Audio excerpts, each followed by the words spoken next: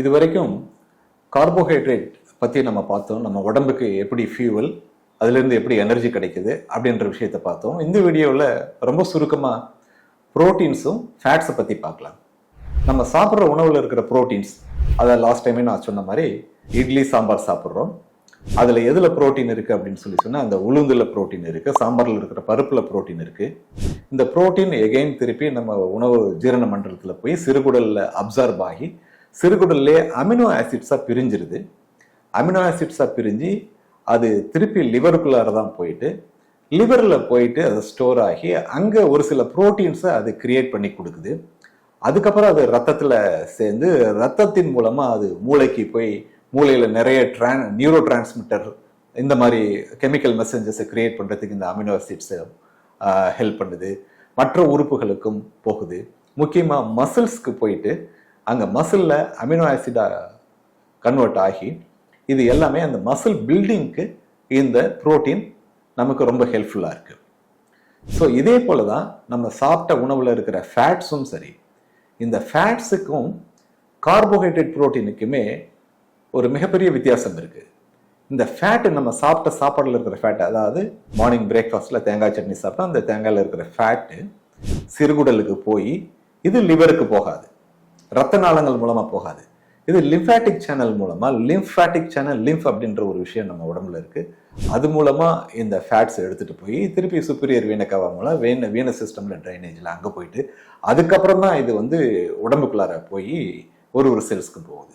So இப்போ நம்ம சாப்பிட்ட உணவில் இருக்கிற இந்த ஃபேட்ஸ் என்ன ஆகும்னா லிம்ஃபாட்டிக் சேனல்ஸ் மூலமாக நம்ம உடம்புக்குள்ளார போயிட்டு அதுக்கப்புறம் லிவருக்கே திருப்பி லிவரில் இருந்து கைலோமைக்ரான்ஸ் அப்படின்னு சொல்லிட்டு இது ரத்த ஓட்டத்துக்கு ரத்த நாளங்களுக்குள்ளார போகும். இந்த கைலோமைக்ரான்ஸ் அப்படின்னா ஒன்றும் பெருசாக குழம்பிக்கணும். இது தாங்க ஒரு basic delivery system of your lipids பாடியில். இந்த கைலோமைக்ரான்ஸ் அப்படிங்கிறது அது உள்ளுக்குள்ளார கொலஸ்ட்ரால் இருக்கும், ட்ரைக்ளிசரைட்ஸ் இருக்கும், கொலஸ்ட்ரால் எஸ்டர்ஸ் இருக்கும், எல்லாமே சேர்ந்த ஒரு விஷயம்தான். அதாவது இந்த லிபிட்ஸ் அப்படிங்கிற ஒரு கம்ப்ளீட் கண்டென்ட் தான் இந்த கைலோமைக்ரான்.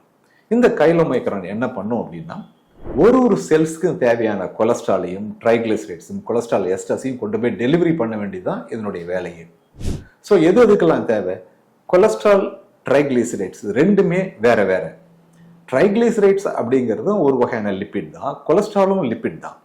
இந்த ட்ரைக்ளிசரைட்ஸ் அப்படிங்கிறது 3 ஃபேட்டி ஆசிட்ஸ் ஒரு கிளைசரால் கூட சேர்ந்துருந்துன்னா அது ட்ரைக்ளிசரைட்ஸ் பேரு.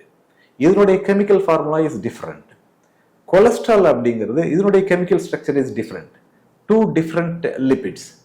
இதில் இந்த கொலஸ்ட்ரால் முக்கியமாக நமக்கு பாடியில் உள்ள அத்தனை ஹார்மோனுக்கும் ரா மெட்டீரியல் இந்த கொலஸ்ட்ரால் தான்.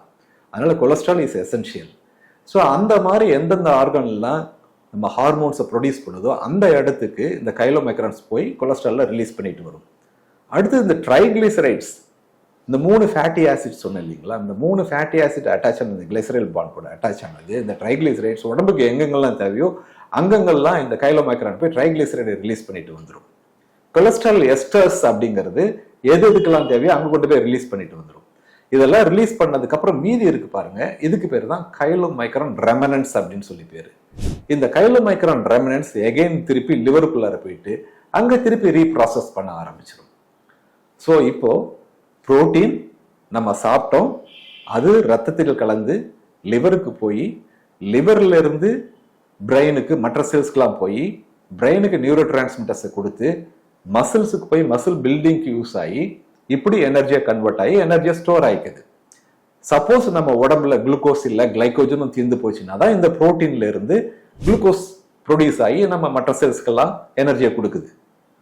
இது புரோட்டீன். இந்த ஃபேட்ஸும் சொல்லி பார்த்தோம்னா இந்த ஃபேட்ஸும் நமக்கு உடம்புக்கு எங்கெங்கெல்லாம் தேவையோ எல்லா இடத்துக்கும் போயிட்டு போதுமான எனர்ஜி கொடுத்துட்டு போதுமான எனர்ஜி கொடுத்ததுக்கு போக மீதி இருக்கிறது எல்லாமே நம்ம பாடியில் அடிப்போஸ் டிஷ்யூவில் ஃபேட்ஸாகவும் கொலஸ்ட்ராலாகவும் ஃபேட்டி ஆசிடாகவும் போய் ஸ்டோர் ஆகுது. எக்ஸஸ் ஃபேட் லிவரில் ஃபேட்டாக கொலஸ்ட்ராலாக போய் ஸ்டோர் ஆக ஆரம்பிக்குது. ஸோ நார்மலாகவே இந்த அன்யூஸ்டு எனர்ஜி இன் அவர் பாடி இல்லையா, நம்ம பாடியில் ஏதோ ஒரு இடத்துல ஸ்டோர் ஆகணும். இந்த அன்யூஸ்டு எனர்ஜி ஃபர்ஸ்ட் குளுக்கோஸ் ஆகட்டும்.